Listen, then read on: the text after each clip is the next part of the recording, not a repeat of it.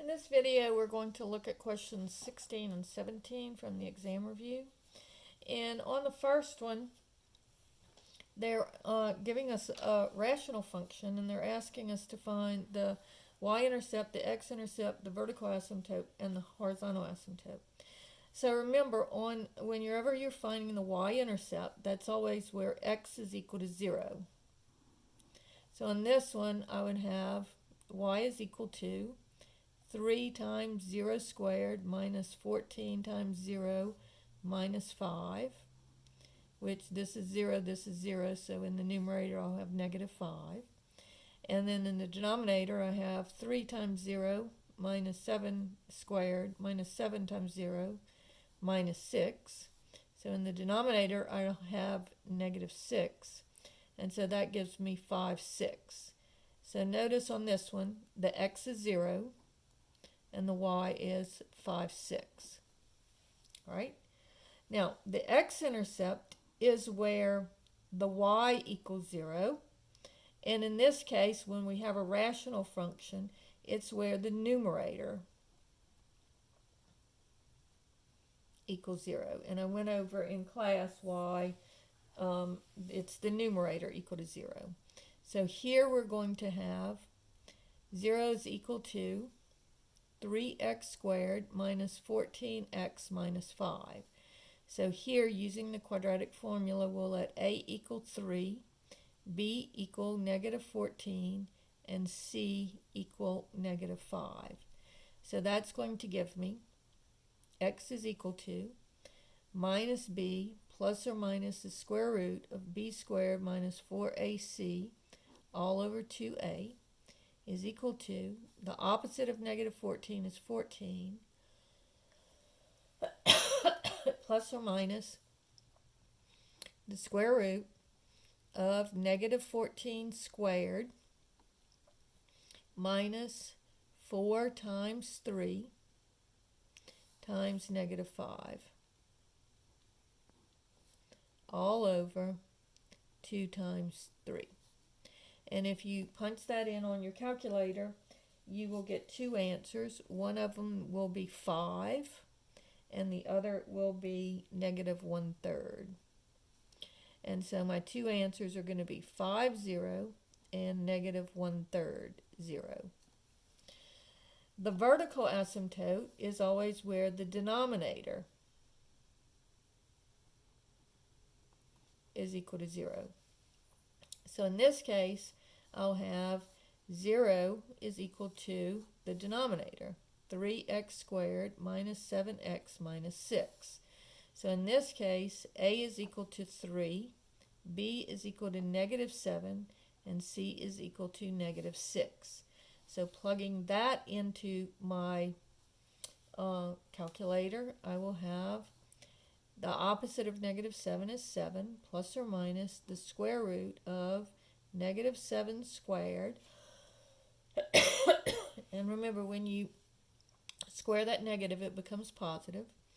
And then minus 4 times a, which is 3, times c, which is negative 6, all over 2 times a, which is 3. And so if I plug that into my calculator, I will get 3 and negative 2/3. All right? And then the last part is you are looking for your horizontal asymptote, which, remember, that's the end behavior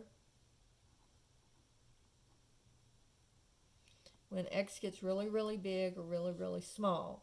So here I'm looking for what is my highest power of x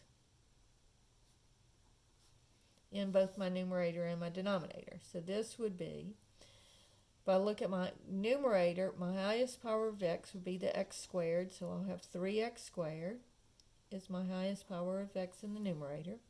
And then in the denominator, I also have 3x squared.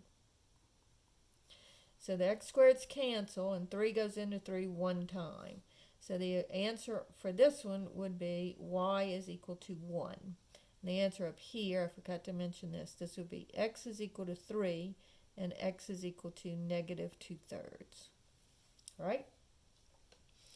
Now, question 17 says $3,000 is invested in a bank at an interest rate of 5% per year. Find the amount in the bank after 10 years if it is compounded quarterly. So remember, quarterly, n is equal to 4.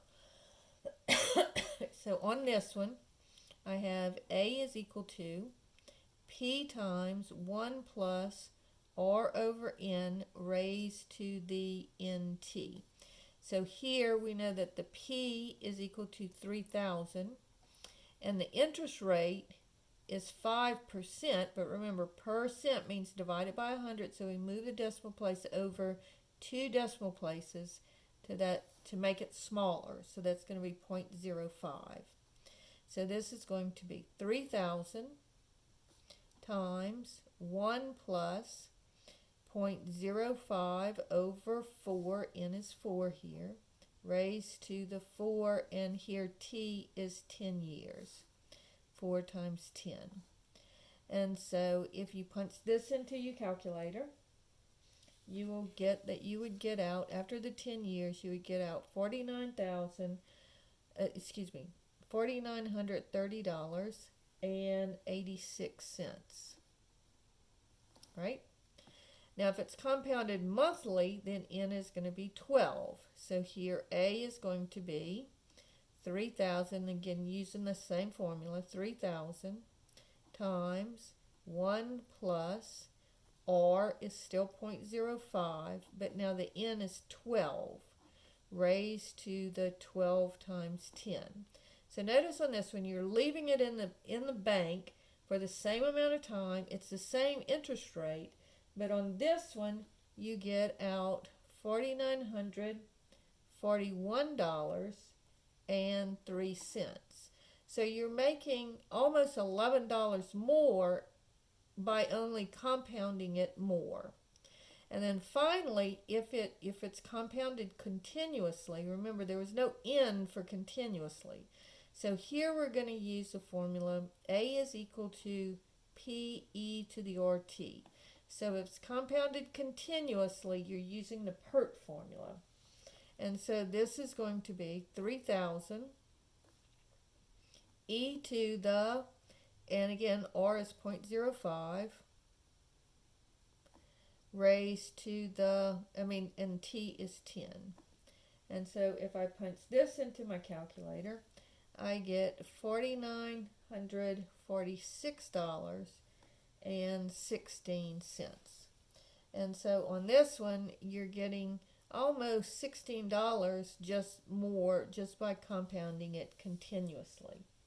And so that is how you find your intercepts and your asymptotes, and then the word problem using both the a equals p times 1 plus r over n to the nt, and using the PERT formula. And remember, PERT formula is when it's compounded continuously. All right?